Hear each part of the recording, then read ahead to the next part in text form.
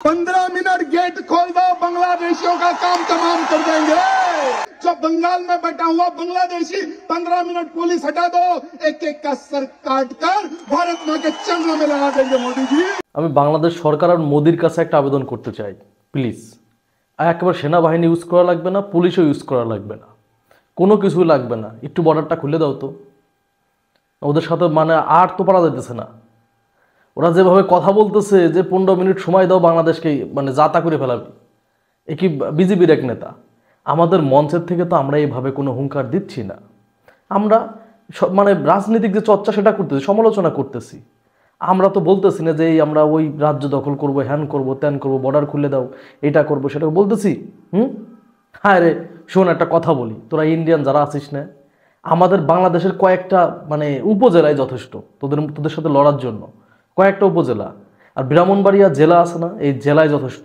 তোরা 15 মিনিটের কথা বলিস, তোরা খালি সামরিক বাহিনীর সাইডে রাখ, পুলিশ সাইডে রাখ, সব কিছু সাইডে রেখে বর্ডার খোলা আয়, কে কে কোথায় যাইতে পারে। একেবারে 1 ঘন্টার ভিতরে 1 জেলা দখল করে ফেলাবে ব্রাহ্মণবাড়িয়ার লোকজন। কারোর সাথে টক্কর দিস তোরা?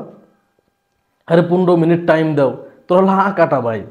হ্যাঁ শোন, তোরা শুধু ইন্ডিয়াতেই পারবি, কার সাথে লাগতে চাস? দেখোস না কিছুদিন আগে কি করছি, যে হাসিনা তোর ইন্ডিয়ার থেকে পুলিশ পাঠাইছিল, মোদি তোদের আব্বু, হ্যাঁ পুলিশ পাঠাইছিল, তারপরে মানে স্নাইপার পাঠাইছিল, কই তারা টিকতে পারছে? হ্যাঁ তোরা কয়টা যুদ্ধ করছিস, কয়টা যুদ্ধের অভিজ্ঞতা আছে তোদের? তোরা বাঙালির সাথে যুদ্ধ করতে চাস, যে 15 মিনিট টাইম দাও, কয়টা যুদ্ধ করছিস দেখা?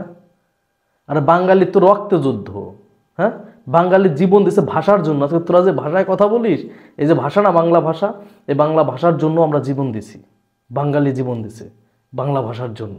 ইতিহাসে নাই পৃথিবীর কোনো দেশে ভাষার জন্য জীবন দিছে, বাঙালি দিছে।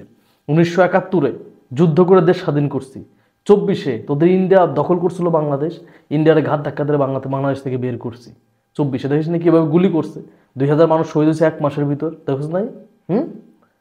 তোরা বাঙালির লগে যুদ্ধ করতে চাস, মানে হাস্যকর, কি বলবো, হাস্যকর।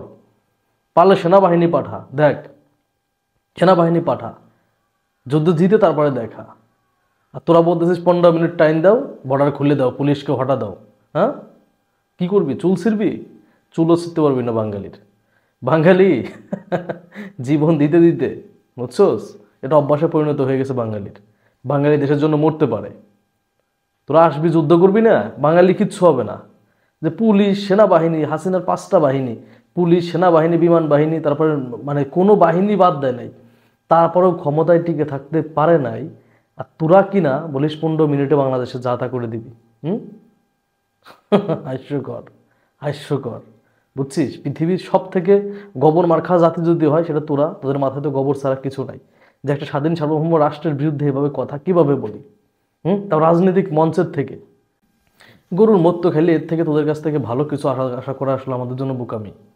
সব থেকে কষ্টের বিষয় যে তোদের মতো একটা মূর্খ, একটা কি বলবো গণ্ডমূর্খ জাতি হচ্ছে আমাদের মানে প্রতিবেশী। এটাও সব থেকে কষ্টের এবং দুঃখের।